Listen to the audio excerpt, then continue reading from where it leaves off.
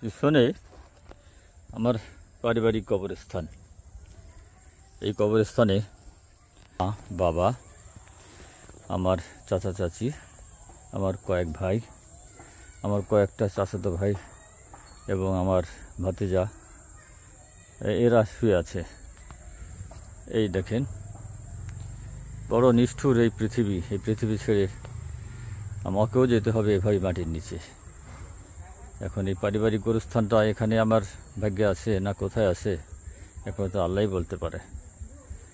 এই যে সত্য ঘটনা, আমরা এটা বুঝি না, বুঝতে চাই না। আমাদের এই ভবের খেলা একদিন অবশ্যই শেষ হবে ভাই। আমাদেরকে সে ব্যাপারে সতর্ক থাকতে হবে, প্রস্তুত থাকতে হবে।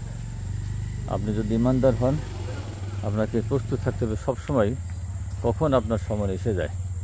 মৃত্যু আপনার একদম নিকটে।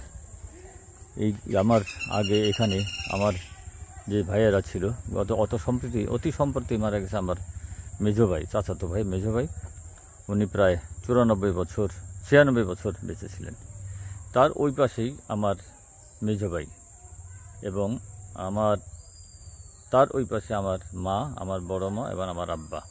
ওই পাশে ওই যে দেখা যাচ্ছে একটু দূরে সাদা মাটির পরে আমার চাচাতো ভাই, বড় ভাই আনোয়ার আলী খান। এই যে বাঁশঝাড় আমার বড় চাচা মোখলেসুর রহমান খান, তার পাশে আমার চাচি। এইরকম আমাদের পারিবারিক পূর্বপুরুষরা অনেকেই এখানেই অবস্থান করছেন। তো এরকম, এটা সত্য ঘটনা, এটা বাস্তব এবং এটা অতি সত্য। আমাকেও যেতে হবে মাটির নিচে। তো সবাইকে আমি সতর্ক করছি, আমি চেষ্টা করছি আপনারা যারা আমার এই ভিডিওটা দেখবেন, দয়া করে নামাজি হন, নামাজ পড়েন, ঈমান ঠিক রাখেন, সৎ পথে থাকেন, কাউকে ফাঁকি দিয়ে না, কারো সম্পদ নষ্ট করেন না, কারো সম্পদ ধ্বংস করেন না, হিংসা করবেন না কারোর সাথে, কারো ক্ষতির চিন্তা করবেন না, নিজের আখিরাতে চিন্তা করেন ভাই। একদিন সময় শেষ হয়ে যাবে, তখন আর কান্নারও সময় পাবেন না, দান করারও সময় পাবেন না। মসজিদ, মাদ্রাসা, এতিমখানায় গরিব মিসকিন এদেরকে বেশি বেশি দান করেন, আপনার সম্পদ কমবে না, বরং আরও বাড়বে।